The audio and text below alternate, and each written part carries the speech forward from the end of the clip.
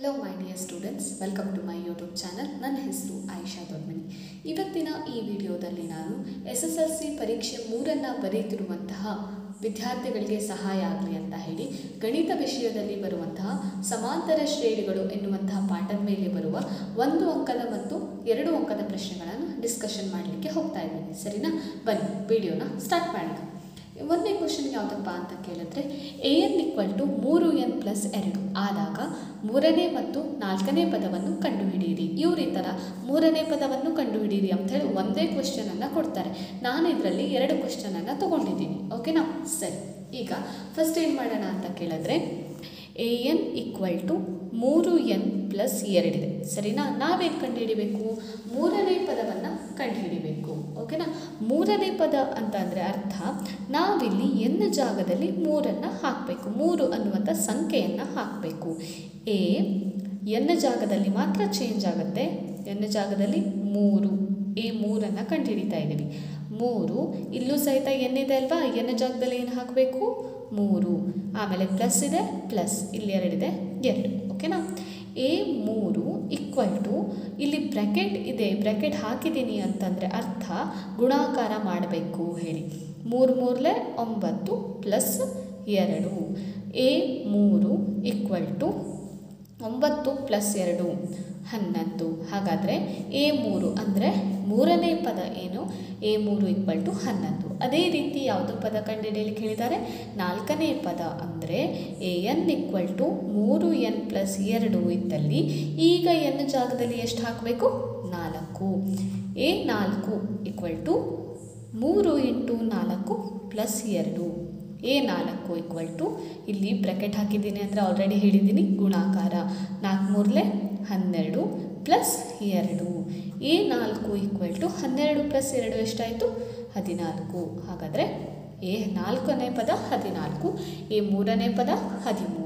ಅದೇ ರೀತಿ ಯಾವುದೇ ಪದವನ್ನಾದರೂ ಕೊಡ್ಬೋದು, ಇಲ್ಲಿ ಯಾವುದೇ ಇಕ್ವೇಷನ್ ಆದರೂ ಕೊಡಬಹುದು. ಸರಿನಾ? ಇದೇ ರೀತಿ ಈ ಕ್ವಶನಲ್ಲಿ 3ನೇ ಪದ 4ನೇ ಪದ ಅಂತ ಹೇಳಿದಾರಲ್ಲ, ಅದೇ ರೀತಿ ಸಾಮಾನ್ಯ ವ್ಯತ್ಯಾಸನೂ ಸಹಿತ ಕಂಡುಹಿಡಿಯಲಿಕ್ಕೆ ಹೇಳಬಹುದು. ಸಾಮಾನ್ಯ ವ್ಯತ್ಯಾಸ ಕಂಡುಹಿಡಿಯೋದಾದರೆ ಫಸ್ಟು a1 ಅದನ್ನು ಕಂಡುಹಿಡಿಬೇಕು, ಆಮೇಲೆ a2 ಕಂಡುಹಿಡಿಬೇಕು, a2ರಲ್ಲಿ a1 ಕಳೆದುಬಿಟ್ರೆ ಆಯಿತು. ಸರಿನಾ? ಆವಾಗ ನಿಮಗೆ ಡಿ ಬೆಲೆ ಸಿಗುತ್ತೆ. ಓಕೆ, ಸರಿ. ಈಗ 2ನೇ ಕ್ವಶನನ್ನು ನೋಡೋಣ ಬರ್ರಿ. ಯಾವ ರೀತಿ ಕ್ವಶನನ್ನು ಕೇಳ್ತಾರೆ ಅಂತ ಹೇಳಿ ನೋಡ್ರಿ. 4, 7, 10 ಸೊ ಆನ್ 20ನೇ ಪದ ಕಂಡುಹಿಡಿಯಿರಿ. ಇಲ್ಲೂ ಅದೇ ರೀತಿ 20ನೇ ಪದ ಅಂದರೆ a20 ಕಂಡುಹಿಡಿಬೇಕು. ನಾವು ಹಾಗೆ ಕಂಡುಹಿಡಿಯಬೇಕು ಅಂದರೆ ಒಂದು ಫಾರ್ಮುಲಾ ಇದೆ.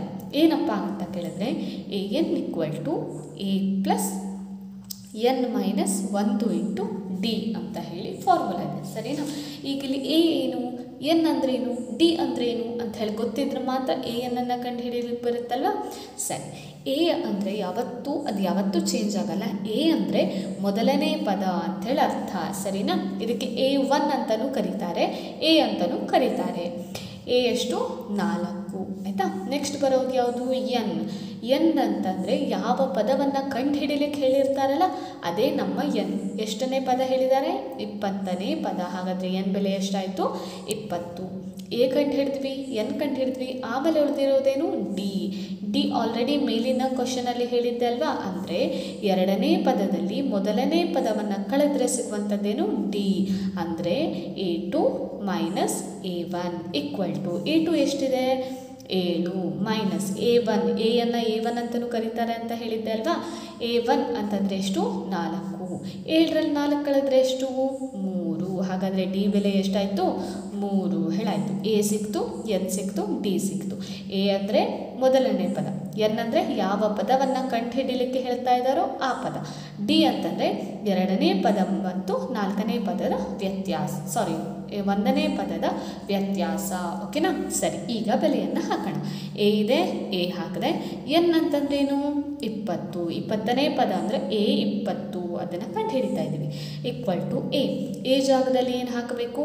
4. ಇಲ್ಲೊಂದು ನೆನ್ಪಿಟ್ಕೊಳ್ರಿ, ಇಲ್ಲಿ ಎಲ್ಲೆಲ್ಲಿ ಇಂಗ್ಲೀಷ್ ಅಕ್ಷರಗಳು ಕಾಣಿಸ್ತಾ ಇದ್ದಾವೋ ಅಲ್ಲೆಲ್ಲ ನಾವೇನು ಮಾಡಬೇಕು? ಗಣಿತದ ಸಂಖ್ಯೆಗಳನ್ನು ಹಾಕ್ತಾ ಹೋಗಬೇಕು. ಅದನ್ನು ಬೆಲೆಯನ್ನು ಅಳವಡಿಸೋದು ಅಂತೇಳಿ ಹೇಳ್ತಾರೆ. ಸರಿ, ಓಕೆ. ಎ ಜಾಗದಲ್ಲಿ 4, ಆಮೇಲೆ ಯಾವ ಚಿಹ್ನೆ ಇದೆ? ಪ್ಲಸ್. ಓಕೆನಾ? ಆಮೇಲೆ ಏನು ಕಾಣಿಸ್ತಾ ಇದೆ? ಬ್ರ್ಯಾಕೆಟ್. ಆಮೇಲೆ ಎನ್ ಜಾಗದಲ್ಲಿ ಏನು ಹಾಕಬೇಕು? 20 ಮೈನಸ್ 1 ಬ್ರ್ಯಾಕೆಟ್ ಕ್ಲೋಸ್. ನೋಡ್ರಿ ಇಲ್ಲಿ ಏನಿದೆ ಅದನ್ನೇ ಬರೀತಾ ಹೋಗ್ತಾ ಇದ್ದೀನಿ, ಆದರೆ ಇಂಗ್ಲೀಷ್ ಅಕ್ಷರಗಳನ್ನು ತೆಗೆದು ನಮ್ಮ ಗಣಿತದ ಸಂಖ್ಯೆಗಳನ್ನು ಹಾಕ್ತಾ ಇದ್ದೀನಿ. ಓಕೆನಾ? ಸರಿ. ಆಮೇಲೆ ಡಿ ಜಾಗದಲ್ಲಿ ಏನು ಬರುತ್ತೆ? 3. ಬೆಲೆ ಹಾಕೋದು ಇಷ್ಟು ಈಸಿ. ಈ ಫಾರ್ಮುಲಾ ಬರೆದು ಇದಕ್ಕೆ ಹಾಫ್ ಮಾರ್ಕ್ಸ್ ಕೊಡ್ತಾರೆ, ಈ ಬೆಲೆಯನ್ನು ಹಾಕಿದ್ದಕ್ಕೆ ಇನ್ನೊಂದು ಹಾಫ್ ಮಾರ್ಕ್ಸ್. ಟೋಟಲ್ ಇಷ್ಟು ಮಾಡಿದ್ರೆ ಸಾಕು, ನಿಮಗೆ 1 ಮಾರ್ಕ್ಸ್ ಇಲ್ಲೇ ಬಂದುಬಿಡುತ್ತೆ. ಓಕೆನಾ? ಸರಿ. A20 = 4 ಹಾಗೆ ಇರಲಿ, ಯಾಕಂದರೆ ಫಸ್ಟ್ ಯಾವತ್ತು ಬ್ರ್ಯಾಕೆಟನ್ನು ಕ್ಲಿಯರ್ ಮಾಡ್ಕೋಬೇಕು, ಬ್ರ್ಯಾಕೆಟನ್ನು ತೆಗಿಬೇಕು. ಓಕೆನಾ? ಪ್ಲಸ್ 20ರಲ್ಲಿ 1 ಕಳೆದ್ರೆ 19 × 3. ಓಕೆನಾ? Next 4 plus 19 57. ಓಕೆನಾ? 57 ಪ್ಲಸ್ 4 ಎಷ್ಟಾಗುತ್ತೆ? 61. ಓಕೆ, ಹಾಗಾದರೆ A20ರ ಬೆಲೆ ಎಷ್ಟಾಯಿತು? 61 ಹೇಳಾಯಿತು. ಓಕೆನಾ? ಅದೇ ರೀತಿ ಇದು ಈ ಲೆಕ್ಕ ಅರ್ಥ ಆಗಿದೆ ಅಂತ ತಿಳ್ಕೊತೀನಿ. ನಿಮಗೊಂದು ಹೋಮ್ವರ್ಕನ್ನು ಕೊಡ್ತೀನಿ, ಅದನ್ನು ಮಾಡಿ ನನಗೆ ಅದರ ಉತ್ತರವನ್ನು ಕಮೆಂಟ್ ಬಾಕ್ಸ್ನಲ್ಲಿ ತಿಳಿಸಿ. ಓಕೆನಾ? 2, 6, 10, 14 ಸೊ ಆನ್ ಅಪ್ ಟು 30ನೇ ಪದವನ್ನು ಕಂಡುಹಿಡಿಯಿರಿ ಅಂತ ಹೇಳಿ. ಓಕೆನಾ? 30ನೇ ಪದವನ್ನು ಕಂಡುಹಿಡಿಯಿರಿ. ಈ ಕ್ವಶನಿನ ಉತ್ತರವನ್ನು ನನಗೆ ನೀವು ಕಮೆಂಟ್ ಬಾಕ್ಸ್ನಲ್ಲಿ ತಿಳಿಸಿ. ಸೇಮ್ ಇದೇ ಫಾರ್ಮುಲಾ ಹಾಕಿದ್ರಾಯಿತು. ಎ ಬೆಲೆ ಏನಿದೆ ಅಂತ ನೋಡ್ಕೊಳ್ರಿ, ಡಿ ಬೆಲೆ ಏನು ಬರುತ್ತೆ ಅಂತ ನೋಡ್ಕೊಳ್ರಿ, ಎನ್ ಬೆಲೆ ಏನು ಬರುತ್ತೆ ಅಂತ ಹೇಳಿ ನೋಡಿಕೊಂಡು ನನಗೆ ಉತ್ತರವನ್ನು ಕಮೆಂಟ್ ಬಾಕ್ಸ್ನಲ್ಲಿ ತಿಳಿಸಿ. ಓಕೆನಾ? ಸರಿ, ಇನ್ನು ನೆಕ್ಸ್ಟ್ ಬರುವಂತಹ ಕ್ವಶನ್ ನೋಡ್ರಿ, ಎನ್ ಪದಗಳ ಮೊತ್ತವನ್ನು ಕಂಡುಹಿಡಿಯುವುದು ಅಂಥೇಳಿ ಕ್ವಶನ್ ಆಲ್ರೆಡಿ ಬರೆದಿದ್ದೀನಿ. 10 + 15 + 20 ಪ್ಲಸ್ ಆನ್ 20 ಪದಗಳ ಮೊತ್ತ ಕಂಡುಹಿಡಿಯಿರಿ.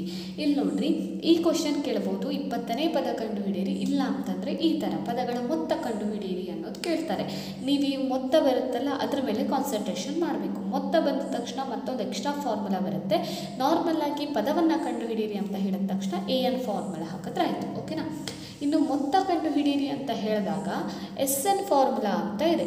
SN = n/2 × 2a + n - 1 × d ಅಂತ ಹೇಳಿ ಈ ಥರ ಫಾರ್ಮುಲಾ ಬರುತ್ತೆ. ಓಕೆನಾ? ಇದರಲ್ಲೂ ಸಹಿತ ನಾವೇನು ಮಾಡಬೇಕು? ಎನ್ ಯಾವುದು, ಎ ಯಾವುದು, ಡಿ ಯಾವುದು ಅಂಥೇಳಿ ಕಂಡು ಹಿಡ್ಕೊಂಡು ಬರೆದಿಟ್ಕೋಬೇಕು. ಓಕೆನಾ? ಸರಿ. ಇದರಲ್ಲೂ ಸೇಮ್ ಮೊದಲಿನ ಲೆಕ್ಕದಲ್ಲಿ ಹೇಗೆ ಕಂಡು ಹಿಡಿದ್ರಲ್ಲ ಅದೇ ರೀತಿ ಕಂಡು ಹಿಡಿಯೋದು. ಓಕೆನಾ? ಎ ಬೆಲೆ ಏನು? ಮೊದಲನೇ ಪದ ಎಷ್ಟು ಕೊಟ್ಟಿದ್ದಾರೆ? 10 ಅಂತ ಹೇಳಿ ಕೊಟ್ಟಿದ್ದಾರೆ. ಓಕೆನಾ? ಸರಿ. ನೆಕ್ಸ್ಟ್ ಬರೋದು ಎನ್ ಅಂತಂದರೆ ಯಾವ ಪದಗಳ ಮೊತ್ತ, ಎಷ್ಟು ಪದಗಳ ಮೊತ್ತ ಕಂಡುಹಿಡಿಯಲಿಕ್ಕೆ ಹೇಳಿದ್ದಾರೆ ನೋಡಿರಿ. 20 ಪದಗಳ ಮೊತ್ತ ಹೇಳಿದಾರಲ್ವಾ, ಹಾಗಾದರೆ ಎನ್ ಬೆಲೆ ಎಷ್ಟಾಯಿತು? 20. ನೆಕ್ಸ್ಟ್ ಬರೋದು ಯಾವುದು? ಡಿ ಅಂದರೆ ಆಲ್ರೆಡಿ ಹೇಳಿದ್ದೀನಲ್ವಾ, ಎರಡನೇ ಪದದಲ್ಲಿ ಮೊದಲನೇ ಪದ ಅಂದರೆ A2 - A1. A2 ಅಂದರೆ ಎಷ್ಟು? 15. A1 ಅಂದರೆ 10. 15ರಲ್ಲಿ 10 ಕಳೆದ್ರೆ 5. ಹಾಗಾದರೆ ಡಿ ಬೆಲೆ ಎಷ್ಟಾಯಿತು? 5 ಹೇಳಾಯಿತು. ಓಕೆನಾ? ಈಗೆಲ್ಲ ಸಿಗ್ತಾ, ಎ ಸಿಕ್ತು, ಎನ್ ಸಿಕ್ತು, ಡಿ ಸಿಕ್ತು, ಇದನ್ನೆಲ್ಲ ತೊಗೊಂಡೋಗಿ ಇದರಲ್ಲಿ ಅಪ್ಲೈ ಮಾಡಿದ್ರೆ ಆಯಿತು. ಓಕೆನಾ? ಎಸ್ ಎನ್ ಜಾಗದಲ್ಲಿ ಏನು ಹಾಕಬೇಕು ನೋಡ್ರಿ? 20. ಆಮೇಲೆ = ಇದೆ, ಎನ್ ಜಾಗದಲ್ಲಿ ಎಷ್ಟು? 20 ಭಾಗಿಸು 2 ಇದೆ 2. ಓಕೆನಾ? ನೆಕ್ಸ್ಟ್ ಬ್ರ್ಯಾಕೆಟ್ ಇದೆ, ಬ್ರ್ಯಾಕೆಟ್ 2 ಕಾಣಿಸ್ತಾ ಇದೆ, 2. ಎ ಜಾಗದಲ್ಲಿ ಎಷ್ಟು ಹಾಕಬೇಕು? 10. ಆಮೇಲೆ ಪ್ಲಸ್, ಆಮೇಲೆ ಒಂದು ಬ್ರ್ಯಾಕೆಟ್ ಕ್ಲೋಸ್ ಮಾಡಬೇಕು. ಎನ್ ಜಾಗದಲ್ಲಿ ಎಷ್ಟಿದೆ? 20 ಮೈನಸ್ 1 ಇದೆ, 1 ಬ್ರ್ಯಾಕೆಟ್ ಕ್ಲೋಸ್. ಡಿ ಜಾಗದಲ್ಲಿ ಏನು ಬಂದಿದೆ ನೋಡ್ರಿ? 5. ಓಕೆನಾ? ಇಲ್ಲಿ ಇದನ್ನು ಬರೀಲಿಕ್ಕೆ ಹಾಫ್ ಮಾರ್ಕ್ಸ್ ಕೊಡ್ತಾರೆ. ಇದನ್ನು ಬರೆದು ಇದರಲ್ಲಿ ಬೆಲೆಯನ್ನು ಕರೆಕ್ಟಾಗಿ ಹಾಕಿದ್ದಕ್ಕೆ ಹಾಫ್ ಮಾರ್ಕ್ಸ್. ಇಷ್ಟು ಮಾಡಿದ್ರೂ ನಿಮಗೆ 1 ಮಾರ್ಕ್ಸ್ ಫಿಕ್ಸ್ ಆಗಿ ಬರುತ್ತೆ. ಓಕೆನಾ? ಸರಿ. ನೆಕ್ಸ್ಟ್ ನೋಡಿ, S20 = 2 1 2 10. ಓಕೆನಾ? ಇಲ್ಲಿ ಭಾಗ ಹೋಗ್ತಾ ಇದೆ, ಹೊಡೆದಿದ್ದೀನಿ. ಅಕಸ್ಮಾತ್ ಇಲ್ಲಿ 20ರ ಬದಲಾಗಿ 15 ಅಂತ ಬಂದಿದ್ದರೆ ಭಾಗ ಹೊಡೆಯೋ ಹಾಗಿಲ್ಲ, ಹಾಗೆ ಇಡಬೇಕು. ಓಕೆನಾ? ಪಾಯಿಂಟಲ್ಲಿ ಎಲ್ಲೂ ತರಕ್ಕೆ ಹೋಗಬೇಡ್ರಿ, ಯಾಕಂದರೆ ಮುಂದೆ ನಿಮಗೆ ಕ್ಯಾಲ್ಕುಲೇಷನ್ನು ಕಷ್ಟ ಆಗುತ್ತೆ. ಓಕೆನಾ? ಭಾಗ ಹೋದ್ರೆ ಮಾತ್ರ ಭಾಗ ಹೊಡೀರಿ. ನೆಕ್ಸ್ಟ್ ಇಲ್ಲಿ ಭಾಗ ಹೋಯಿತು, ಭಾಗ ಹೊಡೆದೆ. ನೆಕ್ಸ್ಟ್ ನೋಡಿರಿ, 2 10 20 ಪ್ಲಸ್ 20ರಲ್ಲಿ 1 ಕಳೆದ್ರೆ ಎಷ್ಟು? 19. ಇಲ್ಲಿ ಬ್ರ್ಯಾಕೆಟ್ 5. ಓಕೆನಾ? ಬ್ರ್ಯಾಕೆಟ್ ಅಂದರೆ ಗುಣಾಕಾರ ಅಂತ ಹೇಳಿ ಅರ್ಥ, ನೆನಪಿರಲಿ. ಓಕೆನಾ? ಸರಿ. Next S20 = 10 20 plus 19 = 96.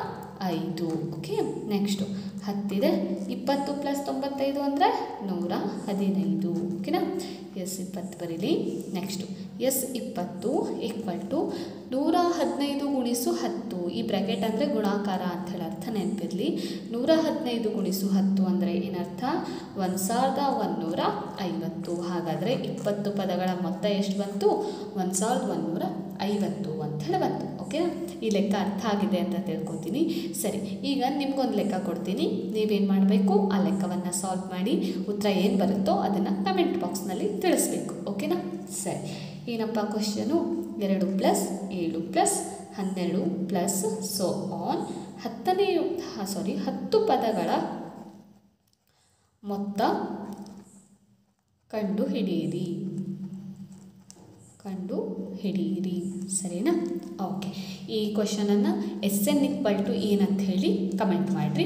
ಇಲ್ಲೂ ಸಹಿತ ಒಂದು ಹೋಮ್ವರ್ಕ್ ಕೊಟ್ಟಿದ್ದೀನಲ್ವ, ಅದಕ್ಕೆ AN = ಎಷ್ಟು ಅಂತ ಹೇಳಿ ಕಮೆಂಟ್ ಮಾಡಿರಿ. ಓಕೆನಾ, ಸರಿ. ಇಲ್ಲಿಗೆ ಈ ವಿಡಿಯೋನ ಸ್ಟಾಪ್ ಮಾಡ್ತಾ ಇದ್ದೀನಿ. ಇಲ್ಲಿ ಮಾಡಿಸಿದಂಥ ಎಲ್ಲ ಲೆಕ್ಕಗಳು ಅರ್ಥ ಆಗಿದೆ ಅಂತ ತಿಳ್ಕೊತೀನಿ. ಈ ವಿಡಿಯೋ ಏನಾದರೂ ಇಷ್ಟ ಆದರೆ ಲೈಕ್ ಮಾಡಿ, ಶೇರ್ ಮಾಡಿ ಆ್ಯಂಡ್ ತಪ್ಪದೇ ಸಬ್ಸ್ಕ್ರೈಬ್ ಮಾಡಿ. ಮತ್ತು ಏನೇ ಡೌಟ್ ಇದ್ದರೂ ಸಹಿತ ಕಮೆಂಟ್ ಬಾಕ್ಸ್ನಲ್ಲಿ ತಿಳಿಸಿ. Thank you so much.